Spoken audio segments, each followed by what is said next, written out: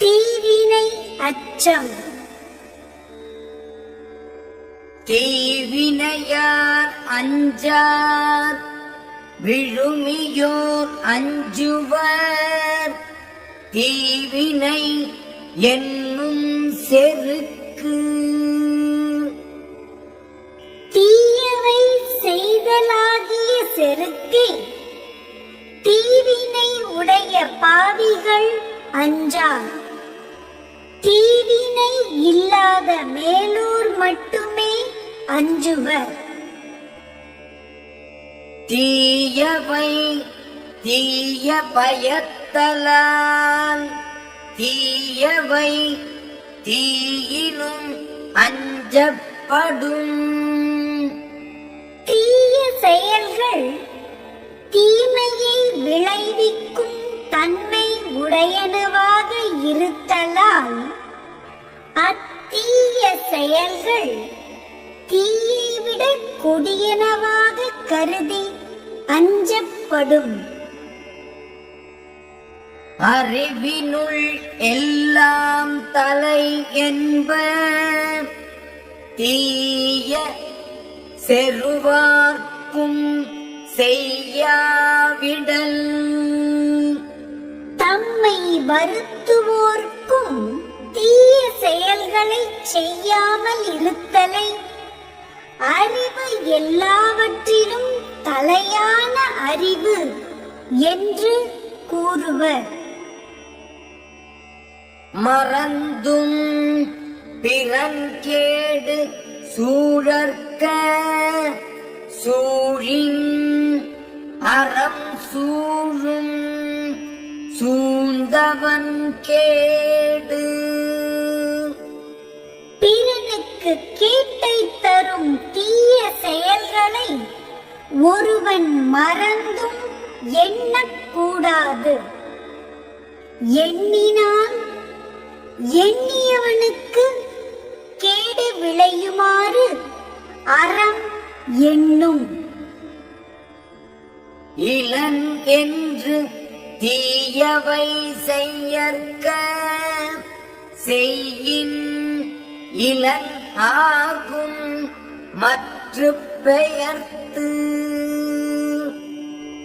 யான் வறியவன் என்று நினைத்து தீய செயல்களை செய்யக்கூடாது. செய்தால் மீண்டும் வறியவனாகி வருந்துவான். தீப்பால தான் பிறர்க்கண் செய்யற்க நோய்பால தன்னை அடல் வேண்டாதான்.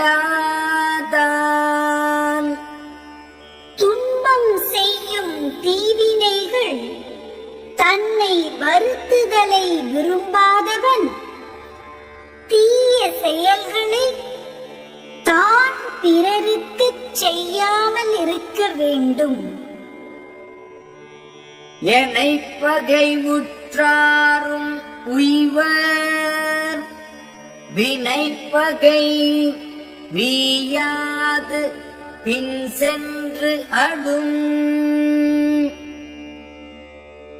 எவ்வளவு கொடிய பகை உடையவரும் தப்பி வாழ முடியும். ஆனால் தீயவை செய்தால் வரும் தீவினையாகிய பகை நீங்காமல் பின் சென்று வருத்தும். தீயவை செய்தார் கெடுதல் நிழல் தன்னை வீயாது அடி உறைந்தற்று.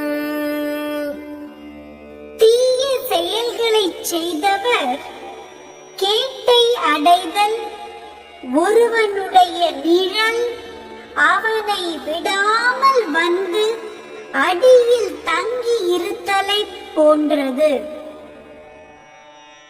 தன்னை தான் காதலன் ஆயின் எனைத்து ஒன்றும் துன்னற்க தீவினைப்பால். ஒருவன் தன்னை விரும்பி வாழ்பவனாயின் தீய செயலாகிய பகுதியை எவ்வளவு சிறியதாயினும் பொருந்தாமல் நீங்க வேண்டும்.